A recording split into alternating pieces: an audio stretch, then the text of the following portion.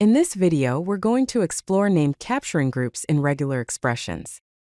We will see how to use the syntax question mark, less than sign, name greater than sign, followed by parenthesis to assign names to capturing groups, making our regular expressions more readable and maintainable. The basic syntax for a named capturing group is parenthesis, question mark, less than sign, name, greater than sign, and the pattern to match within the parenthesis. The name here is the identifier you choose for the group. The pattern is the regular expression pattern you want to match and capture. For example, you can name a group year if you want to capture the year part of a date. Here's a simple Python example using the re module.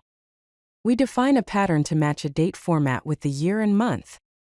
The year is captured by the named group year, which matches 4 digits, and the month is captured by the named group month, which matches 2 digits. The text date, 2023-12, is searched using this pattern.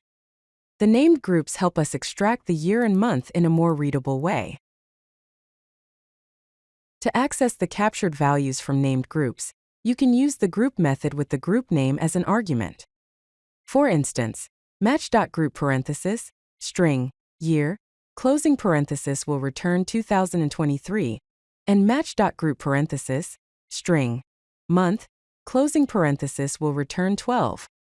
Alternatively, you can use the groupDict method to get a dictionary where the keys are the group names and the values are the captured strings.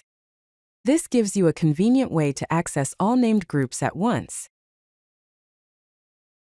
Let's look at a more practical example: extracting the username and domain from an email address. The regular expression pattern defines 2 named groups, username and domain. The username group captures the part of the email address before the @ symbol, and the domain group captures the part after the @ symbol.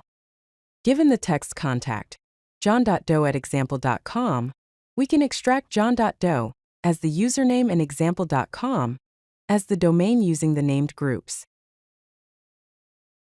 You can use multiple named groups in a single regular expression to parse more complex strings.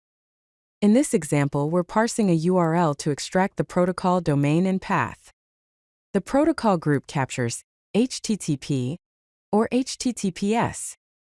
The domain group captures the domain name, and the path group captures the path. Given the text visit, https://www.example.com/docs/guide, the groupDict method will return a dictionary containing the protocol, domain, and path as separate key value pairs. Named capturing groups offer several benefits. First, they make your regular expressions self-documenting.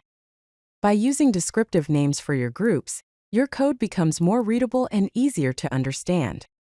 Second, they provide robust access to captured values. Instead of relying on group positions, which can change if you modify the regular expression, you can access the captured values directly by name, making your code more resilient to changes. To summarize, remember to use the syntax: parenthesis, question mark, less than sign, name, greater than sign, and the pattern inside parenthesis to define named capturing groups. Always use meaningful names for your capturing groups to improve readability. Access captured values using the group parenthesis name closing parenthesis method or the groupDict method. This approach makes your regular expression patterns self-documenting and more maintainable in the long run. If you like this video, hit that like button and don't forget to subscribe. Visit CodeLucky.com for more such useful content.